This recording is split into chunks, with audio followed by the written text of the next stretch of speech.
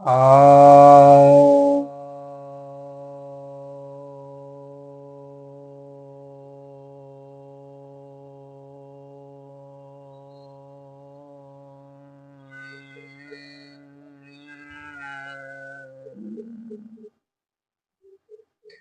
सभी भक्तजनों को सप्रेम नमन। तो आज आपकी जिज्ञासा का समाधान लेकर आया हूँ।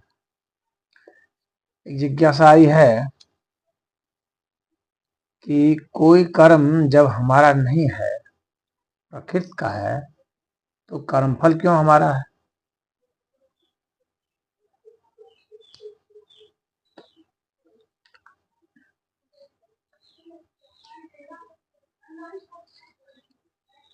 जो क्रिया होती है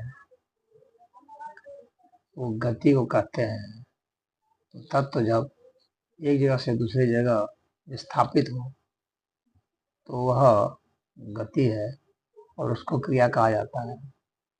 और उसमें जब मन शामिल हो जाता है तो वह क्रिया जो है कर्म हो जाता है। तो अब जो है कोई वस्तु है और उस वस्तु के पीछे कोई शक्ति लगती है और उस शक्ति के पीछे कोई चेतना है। अब दोनों ये सब सारे संयुक्त हो जाते हैं तो घटना घटती है कारण के साथ। यानी कारण मतलब हमारी जो इंद्रियां हैं, इंद्रियां जो उपकरण का काम करती हैं, जैसे आँख है, हाथ है, ये सब इंद्रियां हैं। तो ये इंद्रियां जो है ये प्रकृति की है।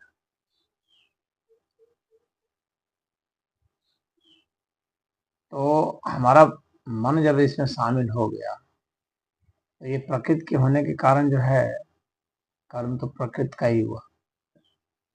तो वस्तु भी प्रकृति की है, इंद्रियां भी प्रकृति की हैं, जो शक्ति लग रही है वो प्रकृति की ही है। अब इसमें क्या है कि इसमें एक मन है जो मान लिया है कि मैं कर रहा हूं, अपने को वह मैंपन अपने को महत्वपूर्ण मान लिया है। वह यह नहीं सोच रहा है कि यह जो घटना घट रही है इसके विस्थापन की, उसमें ये पूरा अस्तित्व लगा हुआ है, पूरा अस्तित्व भूमिका निभा रहा है भाई, तब जा करके ये एक स्थान से दूसरे स्थान को जा रहा है। वह यह सोच रहा है कि मैं इसको कर रहा हूं और अपना अस्तित्व को वह बाकी पूरे अस्तित्व से भिन्न मान रहा है, उसके अंडर में नहीं मान रहा है, उससे बाहर मान रहा है, अपने स्वतंत्र सत्ता मान रहा है। और स्वतंत्र सत्ता के व्यामोह में आकर के वह सोचता है कि मैं कर रहा हूं। यह जो मैंपन है यही जो है उसके अहंकार को पुष्ट करता है और वह हर घटना में अपने मैं को जोड़ करके देखता है और अपने को कर्ता मान लेता है। तो वह सोचता है कि मैं करने वाला हूं, जबकि यह सच्चाई है नहीं। लेकिन जितने अर्थ में वह मानता है उस मान्यता का परिणाम आता है कर्म फल। उस मान्यता के हिसाब से कर्म हो जाता है उसका और उसी मान्यता के अनुसार से कर्म फल भी हो जाता है, क्योंकि उसने माना हुआ है, इसीलिए कर्म फल भी उसका है, भोग भी उसी का है। क्योंकि हर चीज जो वह महसूस करता है, सुख या दुख, सब तो उसका अहम के कारण ही होता है।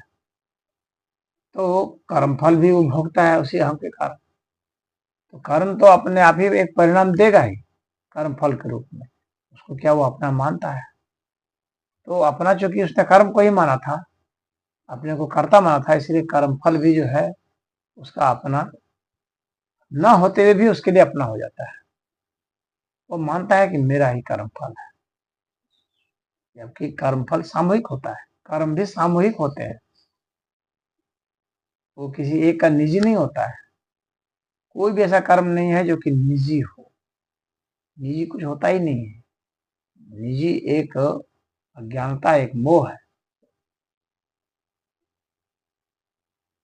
एक किसी भी एक यूनिट को मान लेना, जैसे कि आपने मान लिया यूनिट नंबर 1 एक, अब सोचते हैं कि ये जो एब्सोल्यूट है, एब्सोल्यूट नहीं, वह निजता नहीं है। एक को भी आप डिवाइड कर सकते हैं ना, 1/2, 1/10, 1/15, कितना भी, तो वो वन एब्सोल्यूट रहा कहाँ? एब्सोल्यूट तो सिर्फ और सिर्फ इन्फिनिटी है। इसके अंतर्गत वन भी आता है, लेकिन और भी संख्याएं वे भी आती हैं। तो इसमें कोई संख्या कहे कि नहीं ये मैं ही कर रहा हूँ, ये उसकी अपनी एक मान्यता है, उसकी अपनी एक अज्ञानता है, उसकी अपनी एक जिद है। और जितने स्तर तक जिद है उतने ही स्तर तक दुख भी है, उतने ही स्तर तक उसके लिए कर्मफल भी है। जिस दिन वो मानता है छोड़ देता है, जिस दिन वो समझ जाता है कि नहीं पूरा अस्तित्व मिलने से ही कोई घटना घटती है, उस दिन ही वो मुक्त है, यही मुक्ति है। तो यह कर्म और कर्म फल दोनों से ही मुक्ति है, यही भक्ति है। तो जब तक आप मानेंगे कि आप कर्म करने वाले हैं, तब तक कर्म फल भी होगा। हालांकि कर्म तो भगवान ने कहा ही है कि प्रकृति का है। तो इसका यही समाधान है। हरि ओम।